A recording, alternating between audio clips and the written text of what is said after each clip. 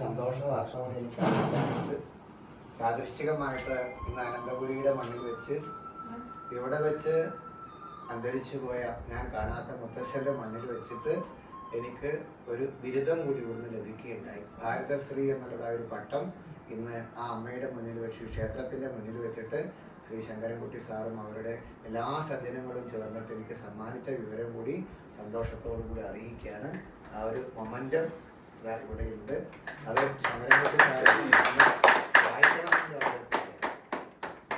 വായിക്കാനൊരു കണ്ണടയില്ല അല്ലേ? കണ്ണെടുത്തോണ്ട് വരണോ? എടുത്തോണ്ട് വരാം. ഒരു പ്രാവശ്യം എടുത്തല്ലേ അപ്പൊ ഞാൻ വായിച്ചല്ലോ. അല്ല, നമ്മുടെ വൈഷ്ണവജനങ്ങള് പറ്റിയില്ല.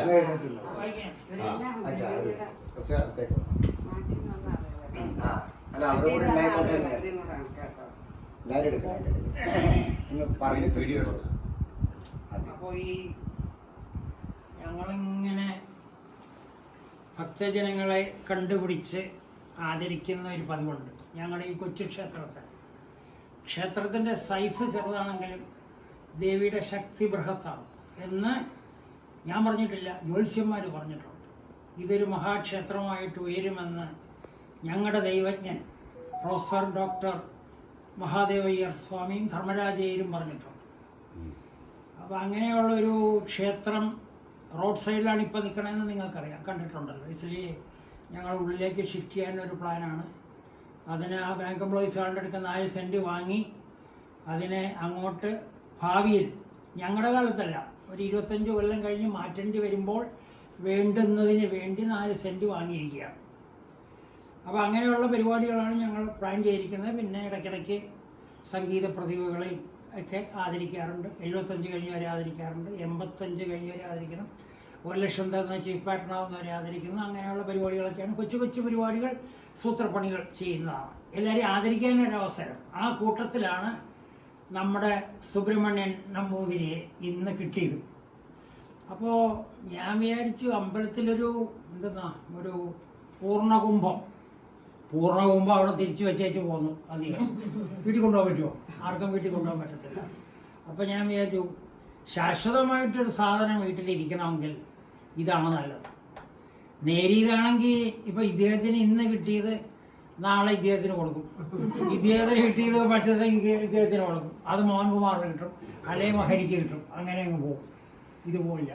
ഇത് താങ്കളുടെ പടം ഉള്ളത് കൊണ്ട് പോകില്ല എന്നുള്ള കണ്ടുപിടുത്തത്തിൻ്റെ ഭാഗമാണ്. ഇപ്പോഴത്തെ കണ്ടുപിടുത്തമല്ല ഇത്. I have been doing it for the last 40 years. ഇതേപോലെ ഒരു 200-220 പേരെ ഞാൻ ആദരിച്ചിട്ടുണ്ട് പല വിധത്തിൽ. നാരായണ ഹംസം ഹരിദാസ് അടക്കമുള്ള, ഉത്തരാടൻ തിരുനാൾ മഹാരാജാവ് അടക്കമുള്ള, അശ്വതി തിരുനാൾ അടക്കമുള്ള, ന്യൂറോളജിസ്റ്റ് ശാരദ അടക്കമുള്ള, ലീലാദേവി അടക്കമുള്ളവരെ ആദരിച്ചിട്ടുണ്ട് പണ്ട് പല പല സന്ദർഭങ്ങളിൽ. അവർ റിട്ടയർ ചെയ്തപ്പോഴേ, അല്ലെങ്കിൽ അവർക്ക് അവാർഡ് കിട്ടുമ്പോൾ, അല്ലെങ്കിൽ ടീച്ചേഴ്സ് അവാർഡ് കിട്ടുമ്പോൾ, അങ്ങനെ. അപ്പോൾ ഞാൻ ഇന്നലെ ആലോചിച്ചപ്പോൾ ഇന്ന് രാവിലെയാണ് ഇത് ഉരുത്തിരിഞ്ഞത്, വാട്ട് ടു ബി ഡൺ. അപ്പോഴാണ് 10 മണിക്ക് കാപ്പൂടി കഴിഞ്ഞിട്ട് ഈ ഡ്രാഫ്റ്റ് എഴുതി. അപ്പോൾ ഞാൻ ആദ്യം വിചാരിച്ചൊരു ഇമെയിൽ അയക്കാം. അത് വേണ്ട, let it be A surprise. കാരണം എനിക്ക് ഡേറ്റ് ഓഫ് ബർത്ത് അറിഞ്ഞൂടാ, നാളെ അറിഞ്ഞൂടാ, മറ്റ് കാര്യങ്ങളൊന്നും അറിഞ്ഞൂടാ. അപ്പോൾ എനിക്ക് അറിയാവുന്ന എല്ലാം കൂടി ചേർത്തൊരു, ആകെ എൻ്റെ കയ്യിൽ ഒരു റെക്കോർഡുള്ളതൊരു അദ്ദേഹം ഒരു കാർഡാണ്, ഒരു വിസിറ്റിംഗ് കാർഡിൽ വെച്ചിട്ട് വീട്ടുപേരൊക്കെ കൃത്യമായിട്ട് കിട്ടി. അങ്ങനെ ഒരു തട്ടിക്കൂട്ടലിൻ്റെ ഭാഗം. ആ ബയോഡേറ്റ എൻ്റെ ഉണ്ടായിരുന്നെങ്കിൽ അത് ഭംഗിയായിട്ട് അവതരിപ്പിക്കാൻ പറ്റും. അതിന് ഇനിയും അവസരമുണ്ട്. കാരണം അദ്ദേഹം ഇനിയും വരും. ഇനിയും കല്ലമ്മലിൽ തന്നെ ചിലപ്പോൾ ഞങ്ങൾ അമ്പലം വലുതാക്കി കഴിയുമ്പോൾ അന്ന് മുഖ്യ പ്രഭാഷണത്തിൽ വരുമ്പോൾ ഞാനൊരു വടിയൊക്കെ പിടിച്ചങ്ങ് വരും. എൻ്റെ അടുത്ത തലമുറക്കാരായിരിക്കും താങ്കളെ വിളിക്കുന്നത്. അപ്പോൾ ആ ഒരു പശ്ചാത്തലത്തിലാണ് ഞങ്ങളുടെ ക്ഷേത്രത്തിലെ ഒരു ആദരവ് ഇദ്ദേഹത്തിന് കൊടുക്കാൻ തീരുമാനിച്ചതും.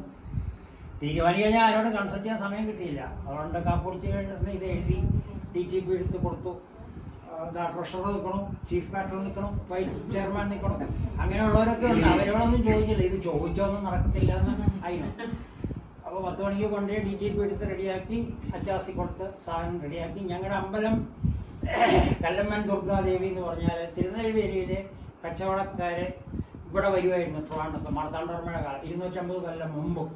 അങ്ങനെ 250 വർഷം മുമ്പ് വന്നിരുന്നവർ ഇവിടെ താമസിക്കേണ്ട സാഹചര്യം വന്നു. രാത്രി തിരിച്ചു പോകാൻ ബസ് കിട്ടിയില്ല, വാഹനം കിട്ടിയില്ല, അപ്പോൾ ഇവിടെ താമസിച്ചു. അങ്ങനെ താമസിക്കുമ്പോൾ രാവിലെ എന്ത് വേണം? ദേവിയെ പ്രാർത്ഥിക്കാൻ ദേവിയുടെ ഒരു വിഗ്രഹം എവിടെയെങ്കിലും വെക്കണം. അങ്ങനെ വച്ചപ്പോൾ ഇപ്പോൾ കല്ലമ്മൻ ദേവി ക്ഷേത്രം ഇരിക്കുന്ന ഒരു ലൈറ്റ് പോസ്റ്റിൻ്റെ അടുക്കുകയാണ് അവരെ ഒരു സ്മോൾ